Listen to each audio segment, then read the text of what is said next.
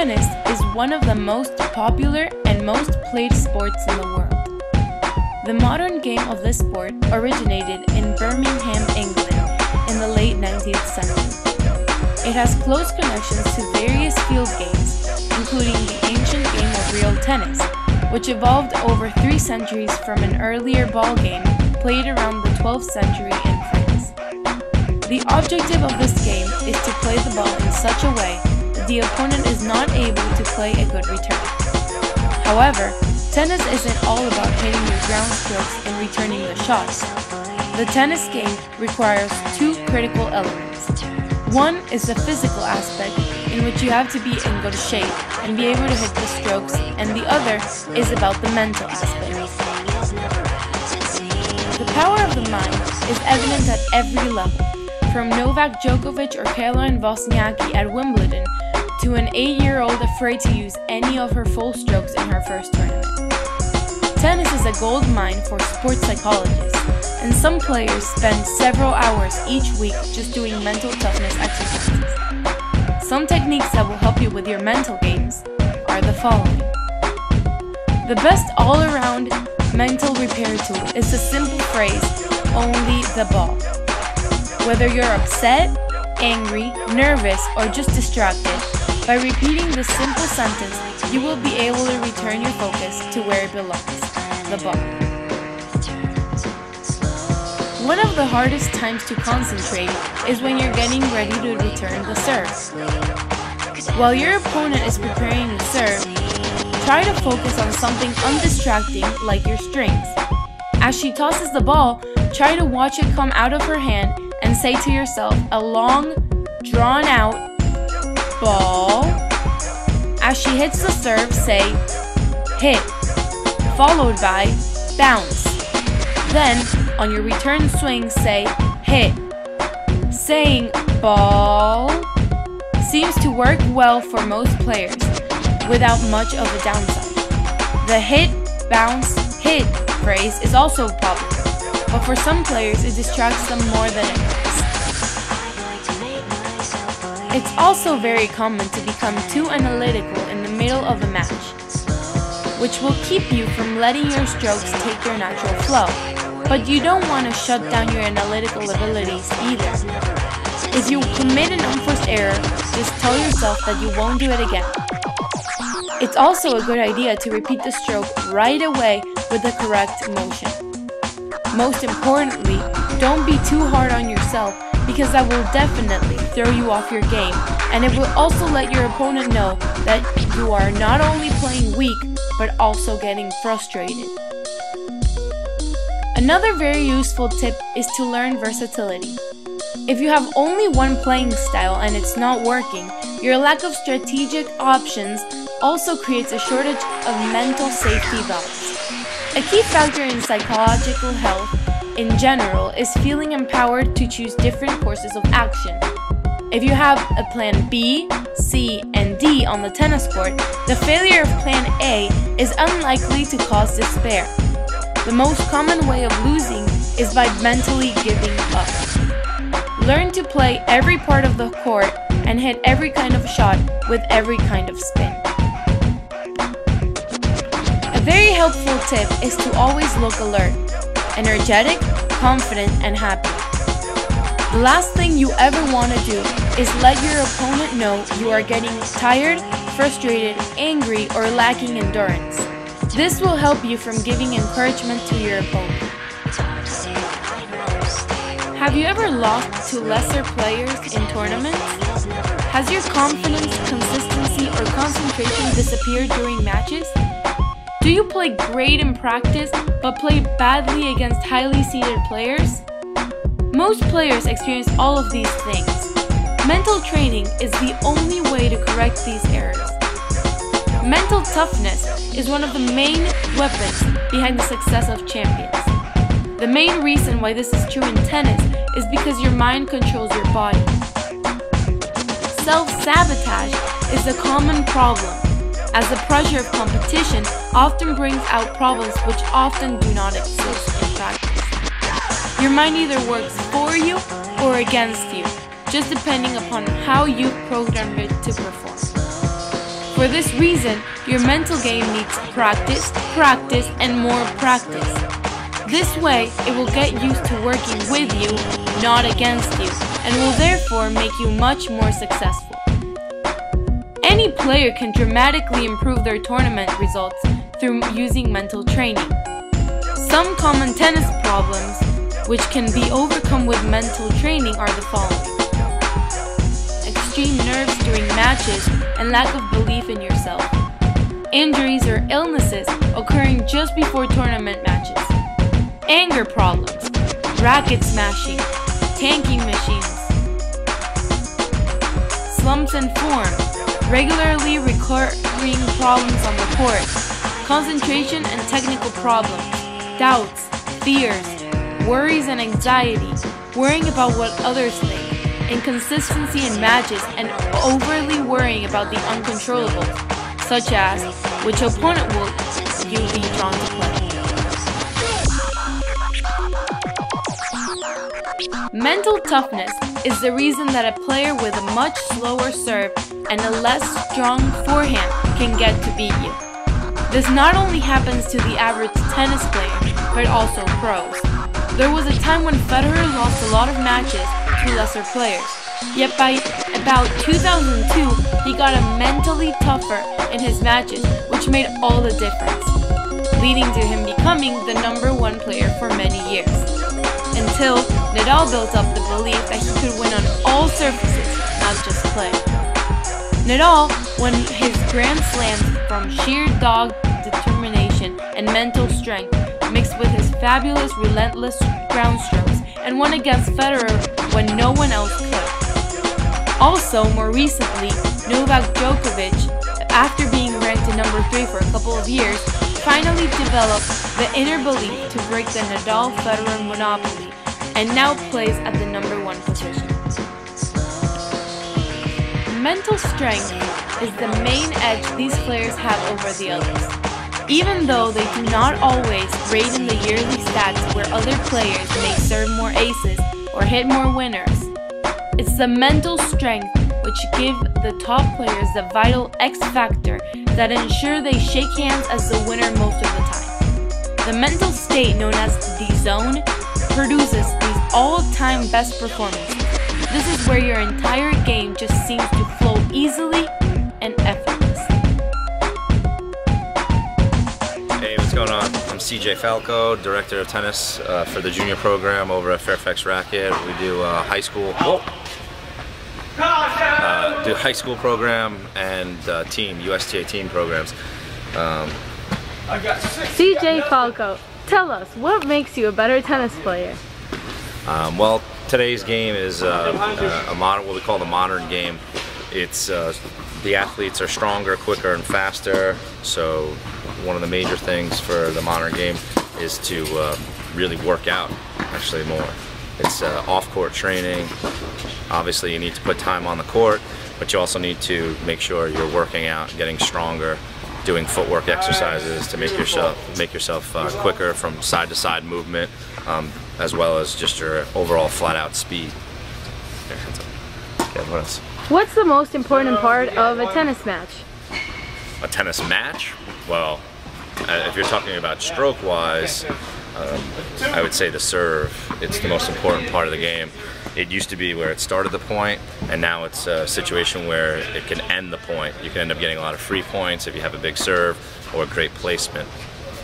And then the intangibles, the biggest thing would be the mental aspect of the game. You got to think of it as a physical chess match. Not only do you have to be strong and quick and agile, but you need to know where to put the shots, where to place it. The opponent's going to try to get into your head, you're going to try to get into the opponent's head. And that was probably one of the biggest things I had to deal with as a college player. What exercises would you say are the most effective for bettering your game?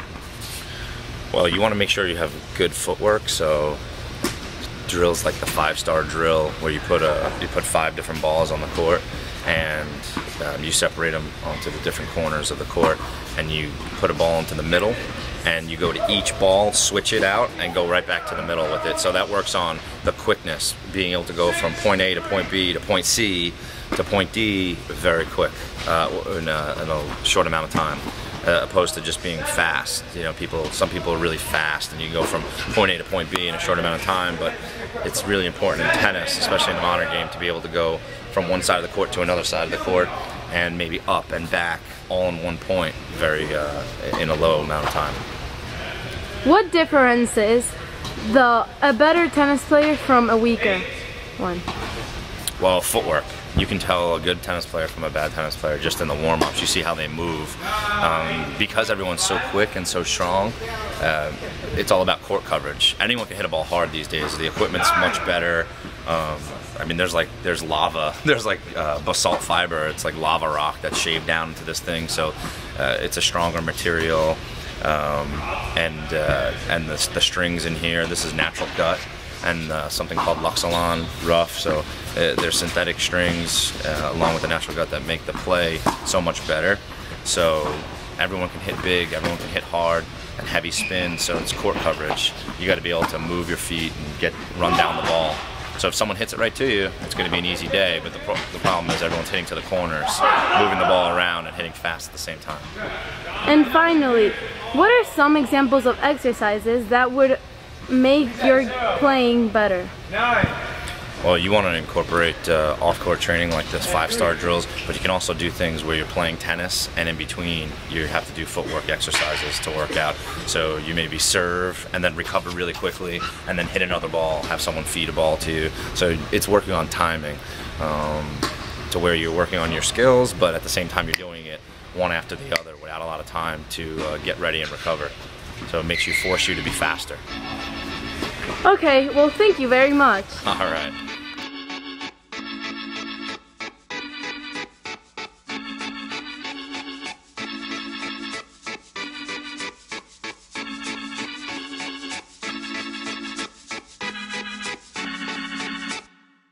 In tennis, there is a lot of sprinting and stopping, so the training has to be tailored towards that mindset. Running long distances alone won't put you in good shape for tennis.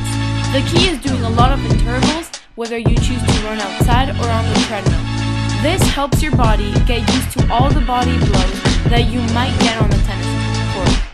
That ranges from 5 sprints in a row to 4 gradual sprints. To improve your skills in any sport, you need to play and train as much as possible. In order to achieve a more powerful serve, add medicine ball overhead slants to your routine. This builds explosive power through the upper body, says Nick Anthony, a performance specialist at Athletes Performance in Arizona. So it's just what you need to ratchet up the miles per hour to 2 to 3 sets of 8 repetitions. To beat that guy that returns everything, don't play into their game. They want you to try to finish the point early and end up overhitting. Instead, head to the net. It will gain you some welcome shorter points, and it will disrupt his rhythm, which he'll hate, says Stanford head coach John Whitlinger. Another tip is to spend a few minutes with a movement prep routine before you start your pre-match rally. This is a series of dynamic stretches that make you more mobile and prepare your nervous system for activity. Some of these exercises include, but are not limited to, jump roping, skipping, side shuffling, butt kicks, high knees, and lunge and twists. John Whitlinger thinks you can learn a lot about how comfortable your opponent is with their shots by studying their warm-up. Pay attention to how many volleys and overheads they take. If it's not a lot, it's probably not their game. Note to self, make them hit volleys and overheads. The best tennis players have an all-around game, so why just train for strength or only speed? Improve your agility, speed, stability, and strength. Tennis places a ton of repetitive stress on the tendons in your elbow. To avoid pain, stretch and activate muscles around your elbow. For example, try the wrist flexion stretch. Hold your hand out, palm down, and point your fingers to the ground. Use your opposite hand to guide, but don't push to the point of pain. Spin, tempo, and placement turn a simple point into a high-speed chess match. But if you have a plan of attack for each type of shot, you can stay in control of point. For example, if you get a moon ball, hit back with a swinging volley. Stay down and take this ruched shot early out of the air. Hitting it back lower will reset the rally, says Art Coleman, the head pro at Oakley CC in Belmont, Massachusetts. Double faults, blown putaways, and dumb decisions. It's easy to get in your own head, or ever harder to get out. John Whitlinger has a simple suggestion for you. Stop and tie your shoes. It puts blinders on you, and it gets you back into the now. After a match or practice session, spend some time utilizing recovery techniques.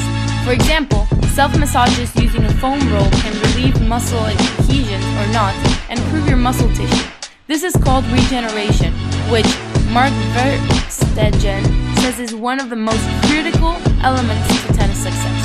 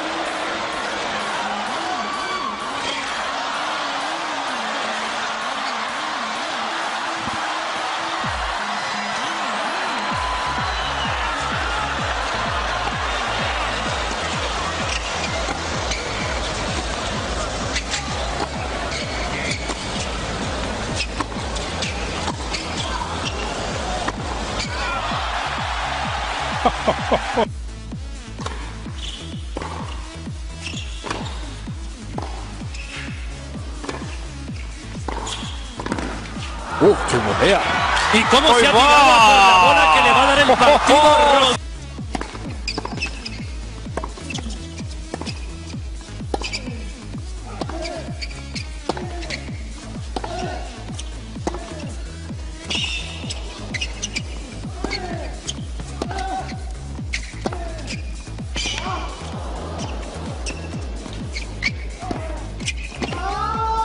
Made it!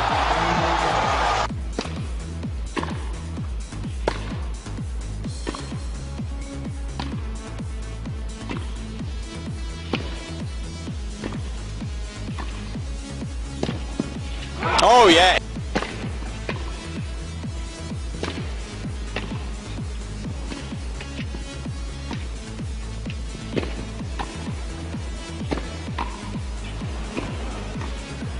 Oh yes.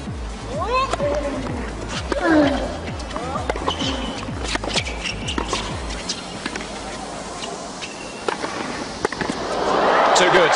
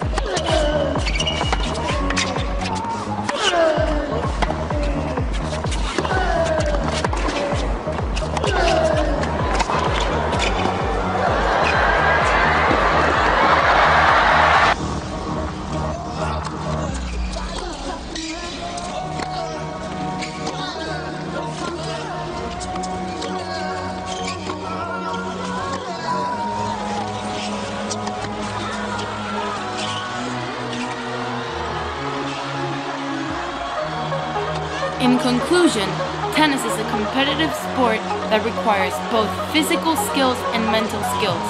No matter what age you are, there will always be room for you on a tennis court.